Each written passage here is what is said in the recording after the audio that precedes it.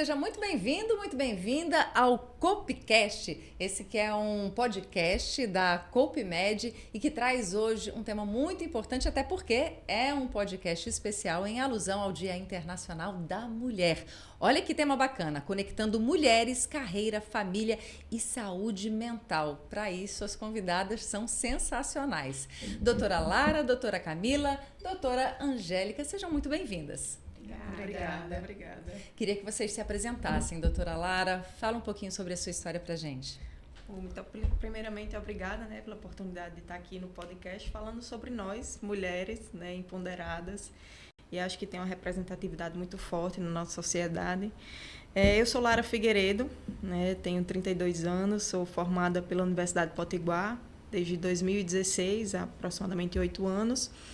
E hoje atuo nas unidades hospitalares de Natal, através da CopeMed, no Hospital dos Pescadores, Severino Lopes, atuando na área de urgência e emergência e também nas enfermarias clínicas. E em 2024, tive a honra de ser eleita vice-prefeita de Pau dos Ferros. E aí... Acumula função com algo nada simples, né? E aí tenho essa batalha diária entre gestão e carreira médica. E aí ainda, como empreendedora, estou abrindo uma clínica em Mossoró, uma clínica de terapias e transplantes capilares, junto com os meus sócios, que é meu irmão Braulio, que também é médico, minha cunhada Tâmira. E aí a gente está adentrando aí nessa linha de terapias capilares, em busca, literalmente, de trazer o bem-estar, tanto de homens, mulheres, qualidade de vida, empoderamento. Então, acho que tudo circula num objetivo só, E sou pós-graduada em nutrologia e psiquiatria, buscando sempre justamente em busca do bem-estar do paciente, das mulheres, dos homens. E essa é a área que atuo atualmente. E depois eu quero saber como é que está sendo a atuação com o seu próprio bem-estar. Nossa, isso que a gente vai tratar hoje, com certeza. Obrigada, doutora Lara. Doutora Camila, presente-se, então. Queria também dizer que é um prazer estar aqui com grandes mulheres, inclusive você, é um prazer obrigada. estar aqui. E sou da turma de Lara, me formei com ela em medicina, meu nome é Camila Maria, sou mãe de 2 Marias, minha filha mais velha tem 5 anos, a minha mais nova tem 6 meses, quase 7. Nossa, uma bebezinha! Uma bebezinha. E sou casada, tenho residência médica em pediatria, eu realmente sou apaixonada por esse universo materno-infantil. E por gostar tanto de crescimento e desenvolvimento, optei por fazer uma pós-graduação em neuropediatria. Então, isso agrega muito no meu consultório, que é o que eu amo de paixão. Adoro estar junto das famílias. Se deixar aqui, eu falo horrores, porque eu amo conversar e conhecer esse universo. Tudo que envolve o universo feminino, materno, infantil, assim, é minha praia, Eu gosto muito, realmente. E é bom que tem um lugar de fala ali para apoiar também outras mulheres, Exato, e acho que a maternidade corrobora muito com isso, Me trouxe uma bagagem que faculdade nenhuma traria. E eu costumo sempre dizer isso, a maternidade é uma faculdade à parte. Tem que cursar para poder falar sobre, porque realmente é uma experiência que muda muito a vida da gente. Tanto no trabalho, tanto no pessoal. E hoje eu me equilibro aí entre essas funções. Mãe, empresária também, tenho algumas coisas nesse sentido da área da saúde que quero levar adiante. Tive que pausar por causa da gestação, por causa desse primeiro momento com minha bebê, mas que a gente vai dar prosseguimento, sim, se Deus quiser. Que coisa boa. Obrigada, viu, doutora Camila? Doutora Angélica, é verdade que foi a primeira emergencista do Estado? Agora desdobre-se pra gente, conta mais sobre essas histórias, se apresente, por gentileza. Foi. Meu nome é Ana Angélica. Não é a primeira vez que está aqui no Copcast, diferentemente de mim, eu estou na primeira vez e você já participou. Esse outro lado é mais fácil do que estar aqui, porque a gente já está com a coisa treinada, mas assim, nem também para mim é difícil de todo jeito. Quem me conhece sabe que eu tenho um pouco de dificuldade, não falo como Camila, assim, com essa desenvoltura, Não falo como Lara, que também já nasceu, essa menina deve ter nascido. Nasceu no palanque. No palanque. É conversa de amigas, mas a gente se esforça. Então, sou emergencista de formação, titulada pela Abramed. Atuei há mais de 13 anos em UTI, atuo em UTI e fui do SAMU também. Por conta dessa minha formação, sempre gostei de urgência e emergência.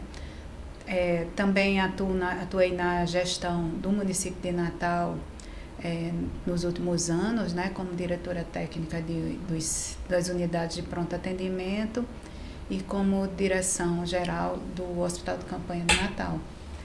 Aí as coisas vão caminhando, né? A vivência dentro de UTI me trouxe um conhecimento do paciente crítico e dentro disso eu percebi a importância que a nutrologia para esse perfil de paciente, tanto para reduzir risco de internação, melhorar prognóstico do paciente, como também na alta desse paciente.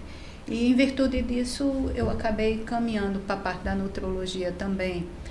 Hoje nutróloga trabalhando em consultório, fazendo esse atendimento clínico, né, dos pacientes que têm objetivos diversos e a nutrologia hospitalar com acompanhamento de pacientes que têm necessidade nutricional mais específica devido a uma condição de uma doença grave, de uma cirurgia abdominal e dentre outras condições que acabam demandando um acompanhamento mais especializado. Para além do profissional, tem um filho? Tenho um filho e eu ainda estou na direção da cooperativa, né? Eu sou diretora administrativa da cooperativa. Nossa chefe. E dou aula na universidade, mas aí sou mãe, que é a parte mais importante de tudo isso, a mãe de Felipe. É mais desafiador? Ele é perfeito.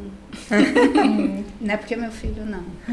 E Felipe tem quantos anos? Felipe tem 25 anos. Nossa, vai já é um fazer rapazinho. 26. Eu engano bem. Engana mesmo, parece uma mocinha mesmo, viu, doutora? Mas enfim, aí sou casada com o Luiz Paulo também. A gente também, como todo médico hoje em dia, a gente tem esse desejo de construir algo além da medicina, né? Também atuo um pouco nessa parte de buscar estratégias de atuação na medicina que possa agregar para a população como um todo, né? Pois é, e a minha grande questão quando eu falo com médicos vocês estão preocupados em cuidar de todo mundo, como é que está o paciente, como é que estão os sinais vitais e os sinais vitais de vocês, como é que estão? Porque eu sou jornalista na área da comunicação, vivo tentando me comunicar com os outros e comigo mesmo e às vezes eu vejo que o ruído na minha comunicação puxa, estou sobrecarregada. Alguma vez faltou ter quem cuidasse de vocês? Michele, na verdade é um cuidado que a gente tem que ter continuamente, porque eu só posso cuidar de alguém, entregar o meu máximo se eu estiver bem, né? Então, assim, é um cuidado que a gente sempre tem que ter durante todo o nosso processo de trabalho, de vida, para que a gente possa ter bons relacionamentos em ambiente de trabalho, bons relacionamentos no convívio domiciliar também com familiares. Então, eu sempre puxo a minha própria orelha, né? Quando eu faço acompanhamento com um psicólogo, porque assim, a gente precisa ter equilíbrio, né? Entre todas as nossas demandas. Você vê, assim, é uma sobrecarga de trabalho exaustiva. Às vezes falta o ar de tanta coisa que a gente tem para fazer e ao mesmo tempo sem ter como parar. Às vezes eu preciso parar, mas eu não consigo. Então a psicóloga, ela me ajuda muito nesse sentido. Não, Lara, vamos por aqui, vamos cuidar disso aqui, isso aqui deixa um pouquinho para depois, priorize esse trabalho. E qual a estratégia? Mas assim, porque praticamente, o que eu fico mais curiosa, assim, na prática, a gente sabe que tem que se cuidar, mas na prática o que isso significa? É tomar uma meta de garrafas de água por dia? É fazer uma quantidade mínima de exercícios por dia? Muitas práticas. Parar, o que é que a gente pode, até para quem estiver nos ouvindo poder falar assim, poxa, isso aqui eu consigo colocar em prática hoje, isso aqui só amanhã, isso aqui depois de amanhã. Isso a gente vai, inclusive, eu acho que desenvolvendo com a experiência. Desde a faculdade já é um negócio meio tumultuado, né? É uma pressão muito grande cursar medicina, que já vem até da época do cursinho, talvez. A gente já é treinado para isso, aguentar então, pouco mais. É um horário integral, a gente já dorme pouco e já vão acumulando ali, né? Aí quando se forma, quer abraçar o mundo. E aí, às vezes, sobrecarrega de plantão e vai trabalhando, quando vê o corpo começa a dar sinais. Eu, hoje, depois de muito apanhar, desenvolvi algumas estratégias nesse sentido. Tomar água, por exemplo. Eu não tinha esse hábito, passei a ter. E aí eu acho que é uma coisa que faz parte do meu autocuidado, digamos assim. Priorizar meu sono. Eu também não dava muita atenção. De 6 meses dá para priorizar o sono até que página? Digamos que ela está bagunçando um pouquinho esse item do meu autocuidado. Mas a gente está conseguindo regular os poucos. Mas é temporário, olha. Quando chega aos 25, melhora, né? Já passa. Antes, eu achava que a atividade física era mais sobre estética. E hoje, pra mim, é totalmente saúde mental. Eu já tive nesse lugar também, de achar que era, não, isso é vaidade, isso não é pra mim. Mas, gente, faz muita diferença. Eu sou outra pessoa depois que tomei isso como prioridade pra minha vida. E assim, é um compromisso mesmo. Em que horário que dá pra vocês fazerem atividade física, exercício? A hora que dá. A hora que dá. Mas é prioridade. Durante o nosso dia tem que ser prioridade. Nem que eu tenho que escolher, eu faço a programação do dia. Não, hoje dá pra eu treinar às 5 horas da manhã. Não, hoje dá pra eu treinar às 11 da noite. Mas é igual eu atendo a área de saúde mental também, então assim, o tratamento é medicamentoso, exercício físico e alimentação. O sono também, né? Para o sono paciente psiquiátrico também. Para tudo. E assim, as pessoas acham que o sono é sobre a hora de dormir. E muitas vezes nem é. Às vezes é Lara sabe que, tipo, tão importante quanto a hora de dormir é o despertar do paciente. Existe uma região do cérebro que, quando você se expõe exatamente entre 6 e 9 horas da manhã, uma determinada radiação solar, ela faz você começar a contar seu ciclo circadiano.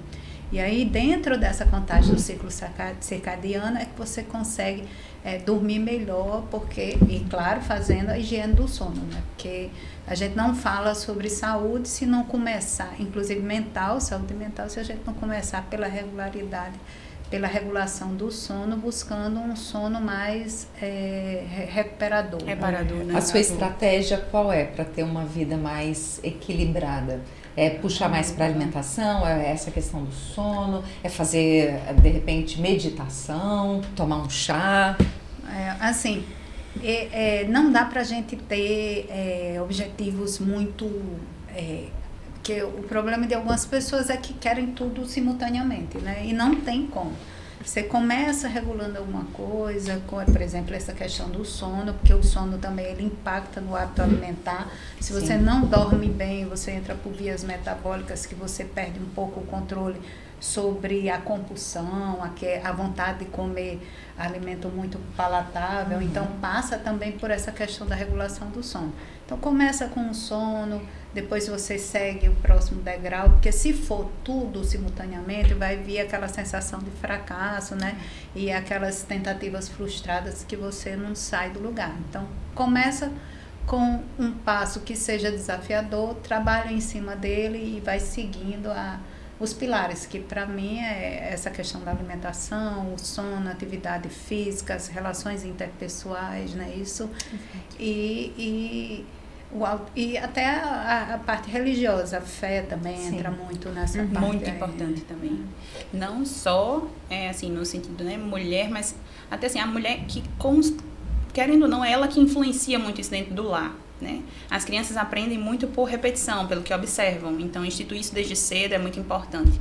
A gente, atualmente, agora, né, tá ouvindo muito falar sobre suicídio nas crianças, adolescentes, essas questões de ansiedade, transtornos, né, alimentares. Então, esse aspecto espiritual é muito importante, faz muita diferença realmente, principalmente no público pediátrico. Então, eu estou sempre batendo isso na tecla, né, sobre isso. E você, mãe, como é que você tá?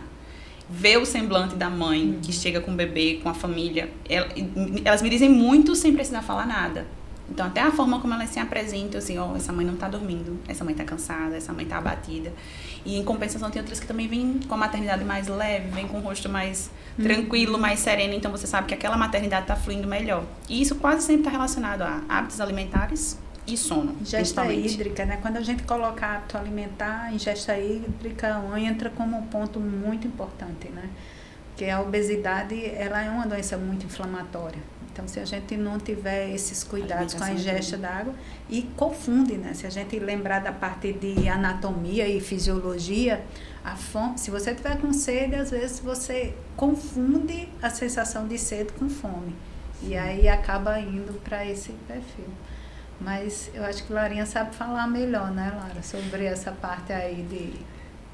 Eu queria saber... Sim, pode falar, Michelle. Eu queria saber até sobre essa questão específica da parte mental mesmo, né? Quais são os sinais de que alguma coisa não está indo bem na parte mental? Eu acredito que vocês convivam com muitos colegas médicos, né? E uma profissão, como vocês mesmas disseram, desafiadora desde antes de se tornar uma profissão para vocês. Só uma observação aqui, você colocou um ponto importante e a gente estava discutindo esses dias e vendo um levantamento que foi feito. Dentre as profissões em que as mulheres atuam, a que morre mais precocemente são as médicas. É mesmo? É um dado não sabia disso, não. Amiga. Tu acredita? Como é que a gente vai mudar essa história? Tem que mudar. Já estamos mudando já agora. Estamos mudando que isso, até as doenças cardiovasculares, elas já começaram a regredir por conta dessas mudanças, né? Essa questão da rede social, trazer essa discussão, a informação, ela é muito poderosa, né? E aí eu acho que vocês, enquanto responsáveis por essas divulgações de informações positivas, fazem toda a diferença nesse público aí. Que chama a atenção, né, sobre essa necessidade de se observar. Isso, e sobre a questão da comunicação, Michelle, acho que você tem esse local de fala extremamente importante para a nossa sociedade, né? Porque assim, a gente vê muita notícias ruins, muita desgraça, e às vezes uma pessoa que recebe esse tipo de notícia, uma pessoa que já passa por um processo depressivo, por um processo ansioso, pacientes com ideação suicida, que enxergam aquele tipo de notícia, progride a piora clínica dele. Então, eu acho que é extremamente importante o caso de transmitir mensagens positivas, né? A gente assistir coisas que nos entreguem coisas positivas. E eu enxergo muito isso em você também, que é trazer coisas boas é extremamente importante. Falando um pouco da questão de saúde mental, a gente tem visto muitos casos de profissionais médicos que têm adoecido mentalmente justamente por essa carga exaustiva de trabalho, né? Acho que um alto índice de pacientes com quadros depressivos, burnout, ideação suicida, até suicídio. Efetivamente. Até então, porque acho que é difícil para o próprio médico se colocar num espaço de fragilidade, né? Exato. Física e emocional. Já vi médicos que saem daqui de Natal, onde tem especialistas para cuidar da área dele, e ele vai para outro estado só para não dizer que fez, eu né? posso Pelo receio, de repente. fazer um relato pessoal em relação a isso, por exemplo. Teve um período muito puxado na nossa vida, que até ali, no pós-pandemia, tudo ali, né? E eu comecei a apresentar uma irritabilidade absurda. Tipo assim, uma pessoa, quem me conhece sabe que eu sou... Não me estresso. Não, também não é pra tanto. Mas eu sou uma pessoa de bem, né? Eu procuro acordar bem, eu me relaciono bem com as pessoas, gosto, não tenho... Assim, a maioria não lembro até agora de uma situação. Mas eu mudei. Aí, de repente, o que está acontecendo comigo? E eu, sem paciência, brigando no trânsito, um barraco, fechando a alegria de final de semana, entendeu? Aí eu digo, meu Deus, não estou normal, não. Não me reconheço. Aí procurei ajuda, como Lara sugeriu. Fui procurar uma psicóloga, já por sugestão de uma colega que fazia acompanhamento também. E aí lá ela fechou um diagnóstico que eu, sendo médica, estudando sobre o assunto, lidando com isso, não identifiquei em mim. Não se reconhecia. Eu estava com um quadro de burnout, né? Que o pessoal... Que eu só soube porque ela chegou para mim e disse. Eu digo, então eu sei tratar. Isso eu sei. Nossa. Mas eu demorei a ter o diagnóstico. Então, tipo assim, mesmo eu estando inserida, quando é com a gente, quando é você médico, você médica que está na condição, às vezes é aquela história de você colocar o sapo na água quente, abruptamente, e você ir esquentando a água. Você não se dá conta de que você está nessa condição, né? E talvez isso seja, talvez meu depoimento aqui ajude também algumas pessoas a buscarem ajuda também quando não identificarem, quando não se reconhecerem dentro do seu basal e em cima desse diagnóstico, que a gente só consegue tratar se a gente tiver o diagnóstico, né? E aí eu tive a felicidade de encontrar uma profissional que me ajudou nesse diagnóstico e, consequentemente, já entrei uns 2 ou 3, mudou de lá para cá, mas... É pancada, né? Eu agradeço todo dia a minha psicóloga. Você sai do último, não sei nem se sai do não me último. dê alta na sua vida, porque às vezes a gente tá bem, não vou essa semana não.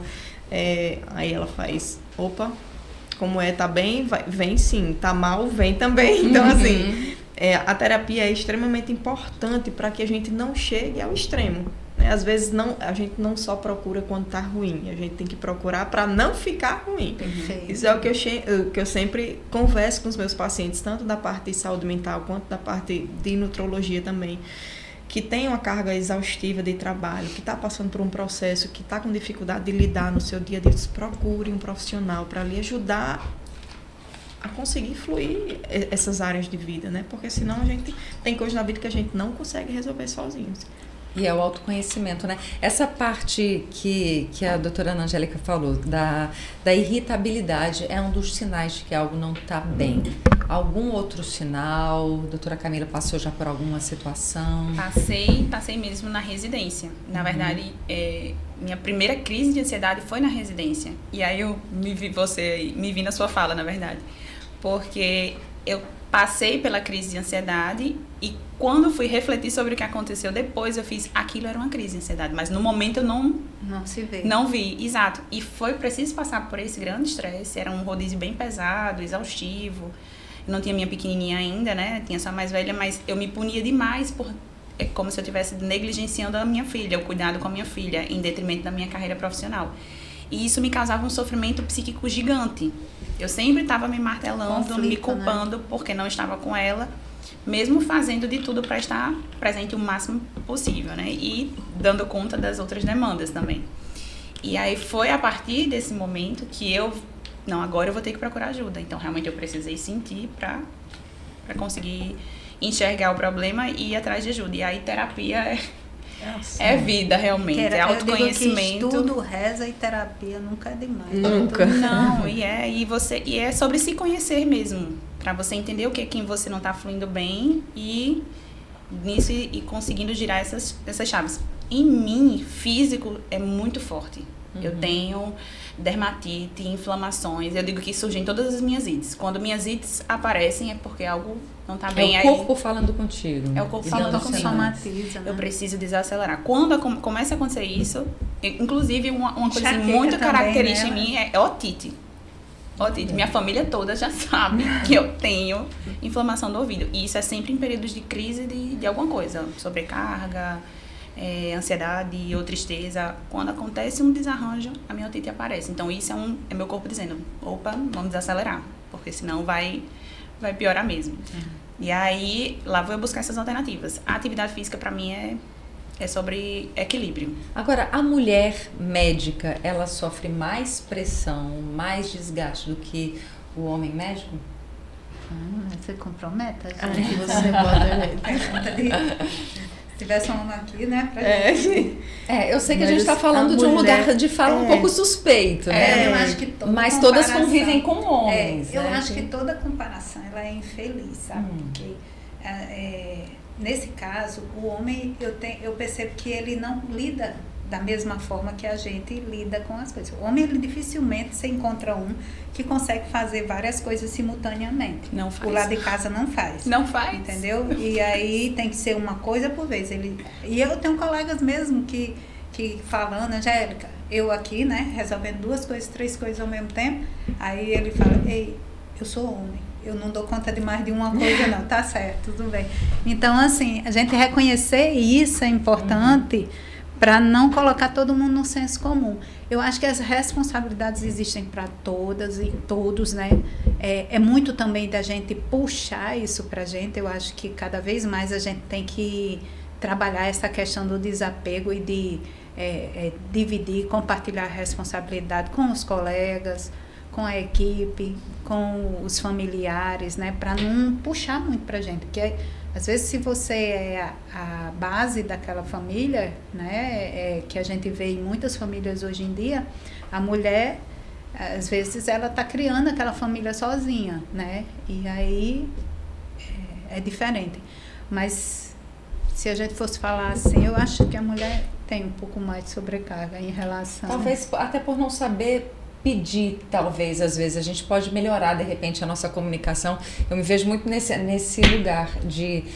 Tá cansada, tá sobrecarregada, mas não vou pedir ajuda para fulano, não, que tem as coisas dela, as coisas dele, não, deixa que eu resolvo. E às vezes você acha que a outra atrapalha, porque assim, é melhor eu fazer, porque se for colocar outra pessoa, pode ser que dê mais trabalho, até você conseguir, se for você leva mais rápido, entendeu? Para otimizar. Às vezes acontece. Entra na necessidade do desapego mesmo. É um exercício. Mas se eu disser para você assim, tem homem que é mais sobrecarregado que algumas mulheres, mas de um modo geral... De um modo geral.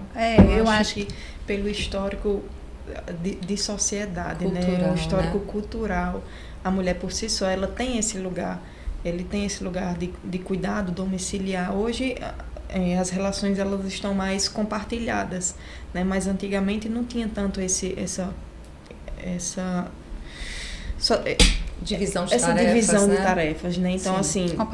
Compartilhamento de tarefas. Então, a gente vê uma mulher hoje que ela ganhou uma representatividade na sociedade, ela ganhou o seu lugar de trabalho na sociedade, o que não tinha, historicamente cultural, a gente não tinha esse lugar. Então, a gente tinha toda a sobrecarga de cuidados domiciliares, de cuidar de filhos, cuidar de casa, de cuidar de tudo, e a gente ganhou mais o lugar profissional. Né? Então, a gente agregou a tudo que a gente já vivenciou. Então, ficou o histórico cultural associado ao que a gente ganhou de espaço profissional também. Então, acho que isso acaba sobrecarregando mesmo a mulher, de uma certa forma. E até que ponto a gente incorpora, a gente traz pra gente o personagem da Mulher Maravilha? Eu nem quero. Todas as vezes que tentei assumir esse papel foram tentativas frustradas. Não dá. Eu não nem queria, mas... A mulher sempre vai desempenhar essa função, esse terceiro turno, digamos assim, né? A gente trabalha no horário comercial, 2 turnos, mas esse terceiro turno sempre vai existir. Com ou sem filho, essa responsabilidade, ela vai surgir. Então, tentar abarcar tudo isso sozinha é uma tragédia. É se punir, punir, não tem como. Mas é até algumas falas que a gente traz pra gente mesma, doutora Camila, tipo assim, não, nós mulheres somos mais hábeis a lidar com as questões familiares, a conciliar o ambiente familiar, a demonstrar pro filho o bom exemplo. Essas falas que a gente vem trazendo e repetindo pra gente ao longo dos anos, né, elas de certa forma não reforçam na gente essa necessidade de, poxa, eu tenho que resolver meu conflito familiar aqui porque eu tenho essa batuta aqui na mão.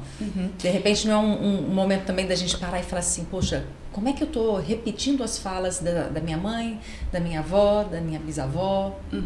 E puxando até assim um pouco para o lado, né, da questão da neurologia infantil, é interessante quando você fala isso porque alguns estudos mostram que a obediência das crianças é mais bem desenvolvida quando exercida a figura de autoridade pelo pai. Então, puxar também, né, uma figura masculina, não necessariamente o genitor, mas a figura masculina, um papel masculino de referência para essa criança, tem esse impacto na obediência. Então, a mulher talvez com uma função de apaziguadora, e isso eu concordo, ela consegue, como você disse, Aninha, manter ali sob... Sugerir, né? Isso, sugerir, porque ela consegue fazer várias coisas ao mesmo tempo, né? E a figura masculina, ela tem essa influência na obediência. As crianças aprendem muito por observação, mas quando é preciso chamar a rédea curta, digamos assim, o homem, ele consegue fazer isso com mais facilidade e a criança aprende melhor assim. Eu falo isso muito para os pais na consulta, quando a criança às vezes, a mãe está preocupada porque a criança está agressiva, porque teve um problema na escola, e aí eu disse, chama o pai na próxima consulta, a gente conversa, e na outra eu tenho esse feedback, realmente, quando ele eleva um pouquinho a voz, ou até talvez pelo tom de voz masculino que seja um pouco mais, né, grave, eles conseguem controlar esse sentido. Então, compartilhar funções, compartilhar responsabilidades. A gente não precisa resolver tudo, nem tudo ao mesmo tempo.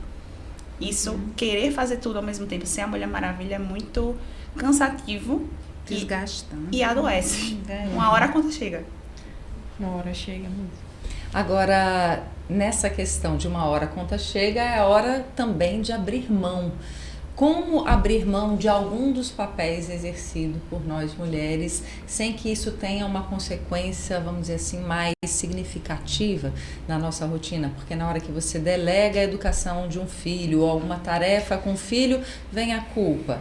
Na hora que você pega e fala assim, não, eu preciso aqui, como vice-prefeita de Pau dos Ferros, estar 3 dias na semana lá em Pau dos Ferros, outros 2 em Mossoró, mais outros 3 em Natal. Peraí, a semana tem 7 dias? Né? Então, como delegar, abrir mão, trabalhar todas essas questões aí, equilibrar todos esses pratos sem nenhum cair no chão? Ou eventualmente vai cair prato no chão? Se a gente descobrir isso daí, eu aposento. Na verdade, são situações bem desafiadoras. Então, como você falou, esse momento que eu me encontro atualmente é bem desafiador mesmo, porque eu preciso me multiplicar, né? Então, assim, a semana ficou extremamente curta. Hoje eu tô aqui, mas amanhã eu já tô viajando. Já vou para Mossoró, no dia seguinte já vou para Pau dos Ferros, fico a semana toda lá. Então, eu exerço esse papel que eu conquistei na sociedade lá em Pau dos Ferros, porque eu me cobro muito no sentido de o que as pessoas depositaram de confiança em mim, tá? Depositaram durante esse processo eleitoral, e aí fui eleita vice-prefeita junto com Mariana, que inclusive foi a primeira mulher prefeita eleita em Pau dos Ferros. Então, assim, a gente está num papel que a gente precisa responder às expectativas de uma sociedade. Então, acaba que a gente fica se cobrando muito nesse sentido, e eu preciso responder essas expectativas. Então, está sendo desafiador.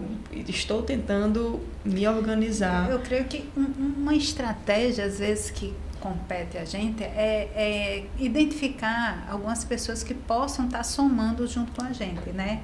Tipo, se eu tenho 3 tarefas simultâneas, 4, aí responsabilidade, não vou botar nem tarefa, mas que eu tenha responsabilidades simultâneas e eu posso delegar uma pessoa de confiança que eu qualifiquei ou que eu preparei para poder estar junto comigo assumindo isso, à medida que a gente consegue construir essa relação de confiança e de parceria, você consegue, né, de uma forma saudável e desapegando.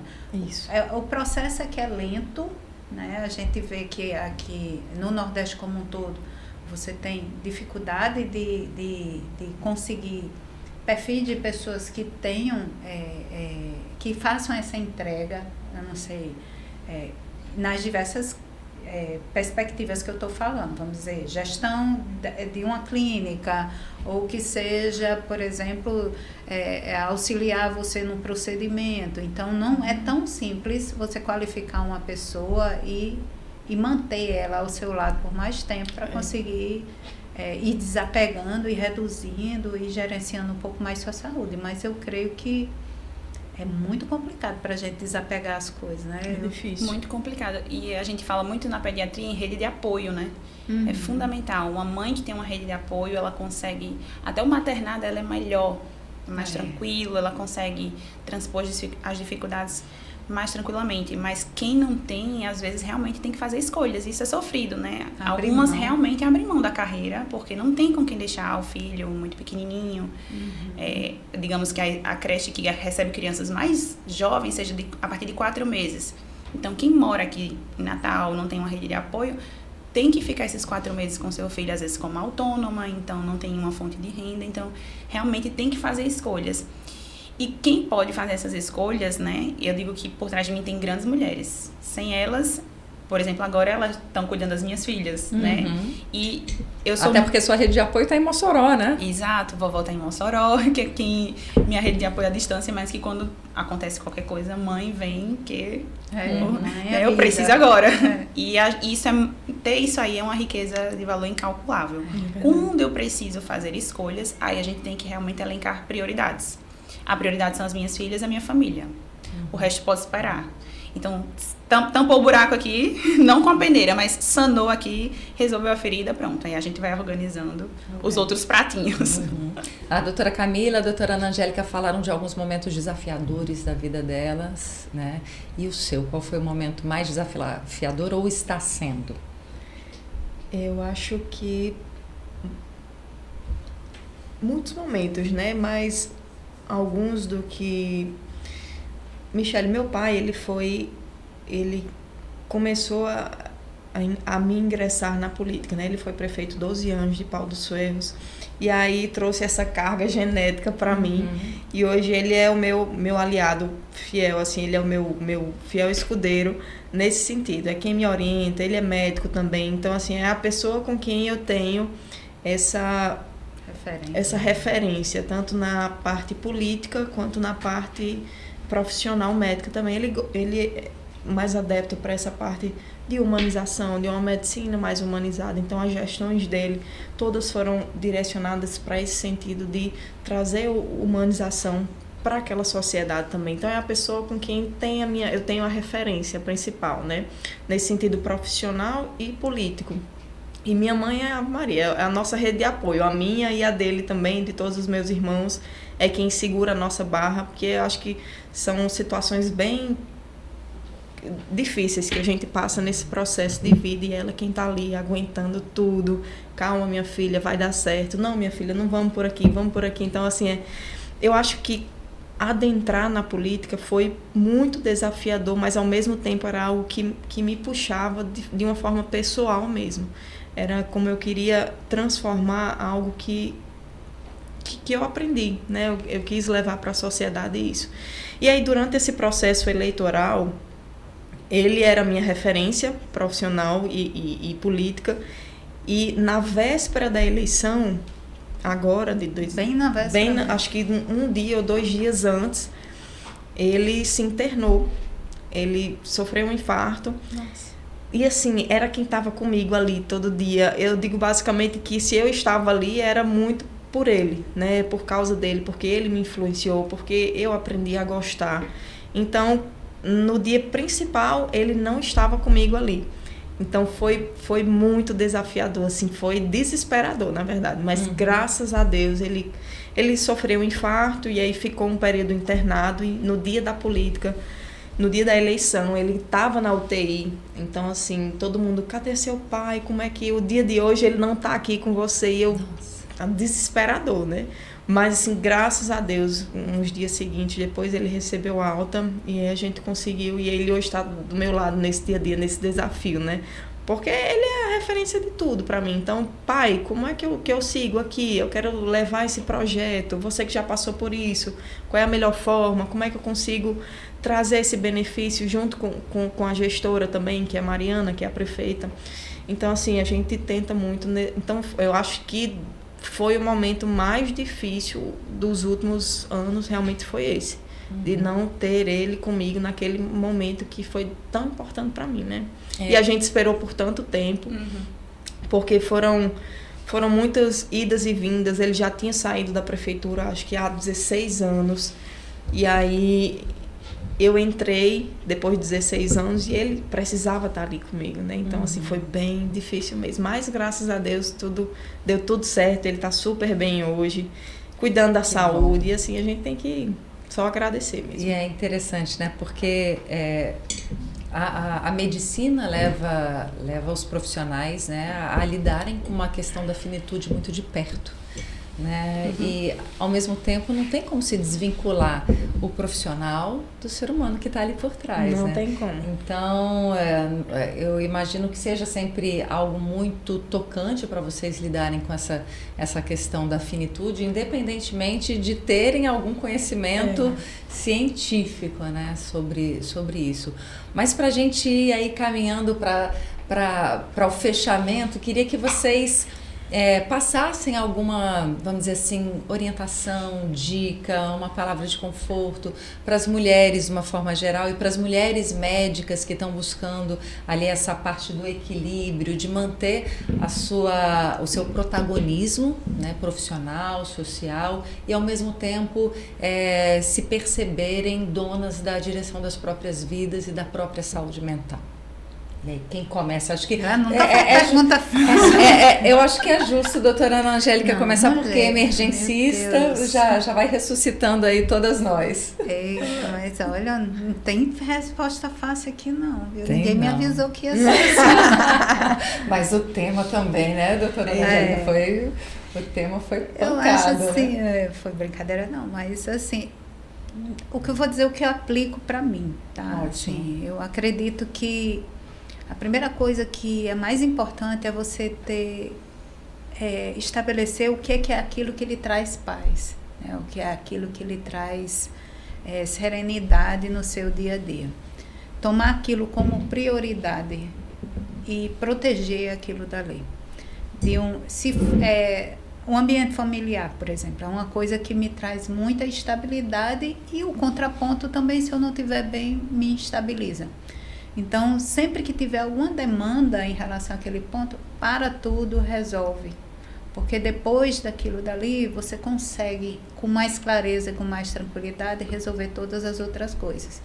Então, se a gente não colocar isso como prioridade, se for a fé, colocar isso também como um momento importante na sua vida, entendeu? O autocuidado, passando pela alimentação adequada, porque a gente sabe que é uma máquina que funciona e depende de insumos para que funcione da forma adequada. Então, é buscar aquilo que é prioridade, que lhe traz estabilidade e segurança e serenidade para resolver todas as outras coisas. Se você consegue encontrar o que é isso, proteja, e aí vai devagarinho que vai dar tudo certo. Eu acredito que é isso.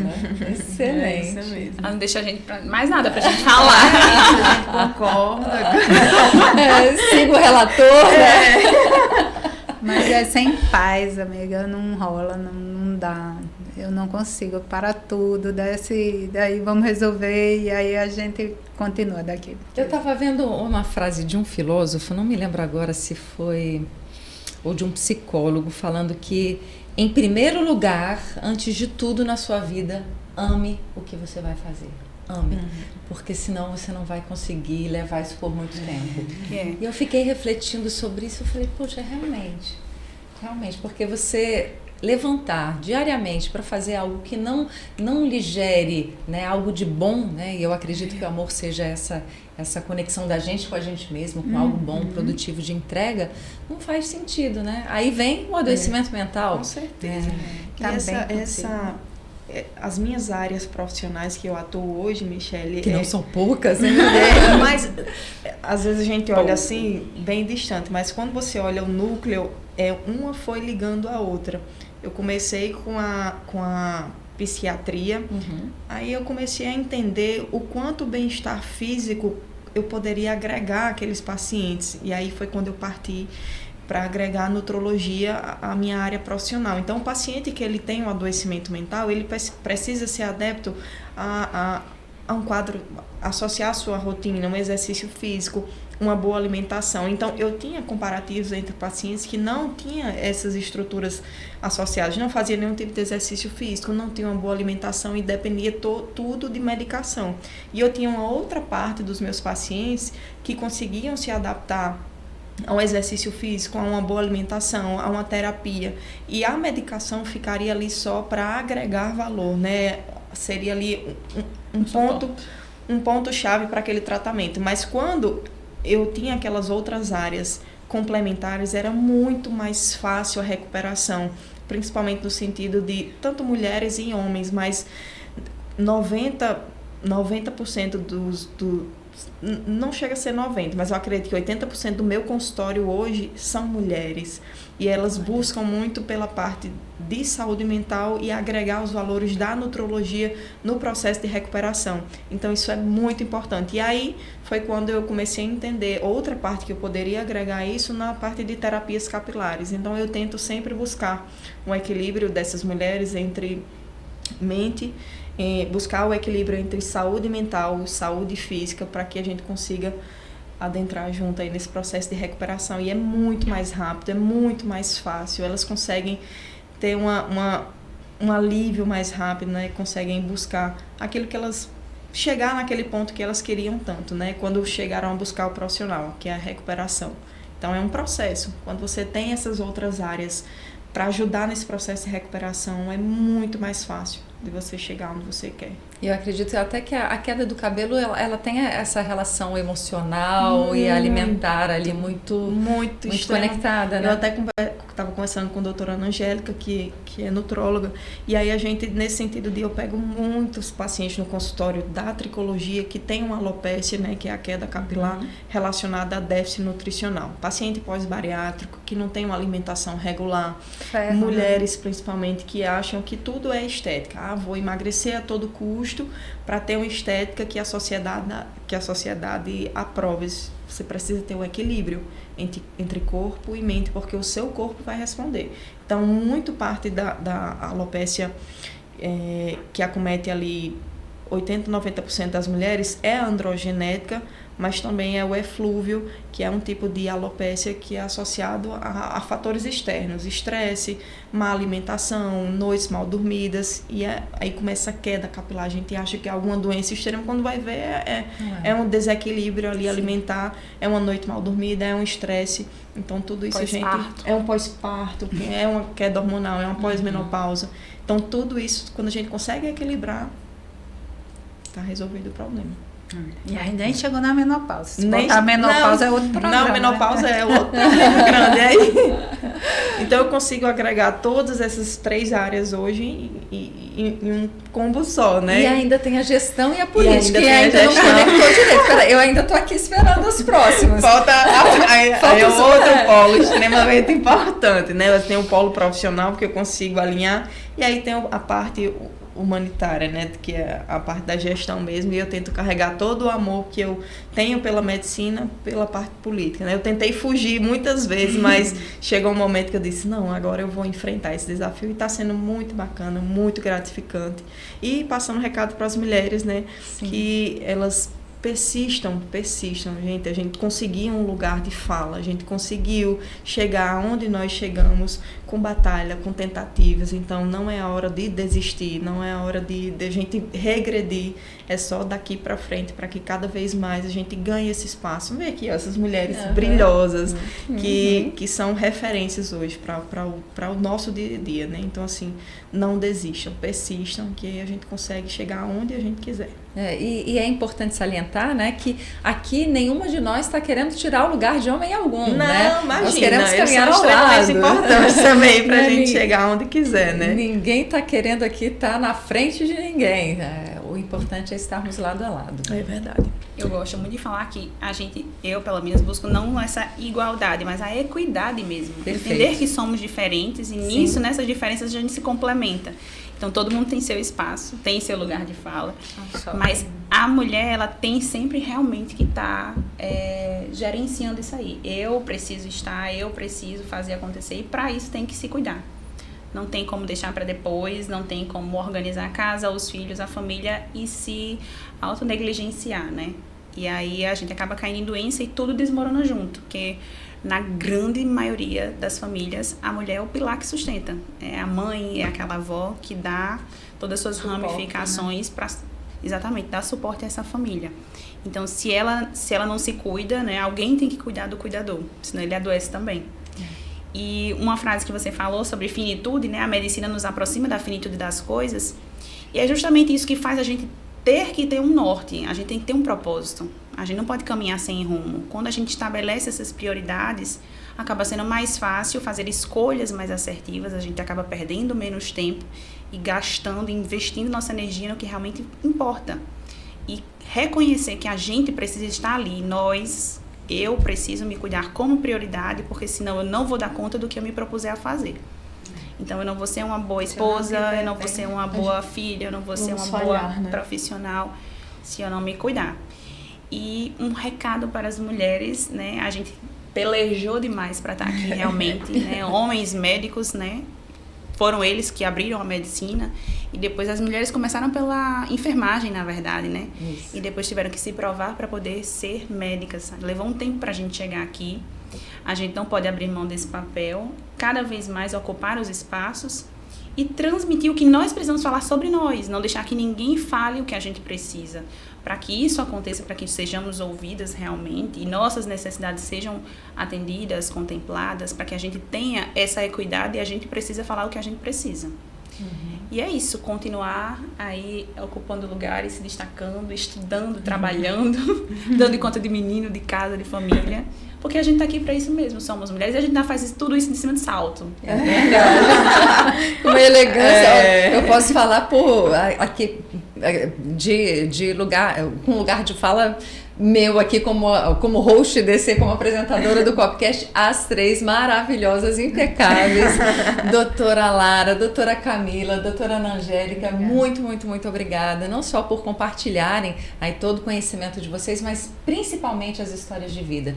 Eu gosto muito quando a gente traz o diálogo para a primeira pessoa, porque tira um pouquinho daquela barreira da impessoalidade, né? Não acontece com todo mundo, comigo não. Acontece com a outra, com a vizinha, com a mãe ali do menino do lado, mas não acontece comigo. Eu acho que o propósito aqui desse momento foi falar em primeira pessoa e vocês conseguiram de uma forma linda, brilhante, trazer para todo mundo que está assistindo, para todas as pessoas, essa fala tão importante e significativa, né? Mulheres não desistam, mulheres sigam.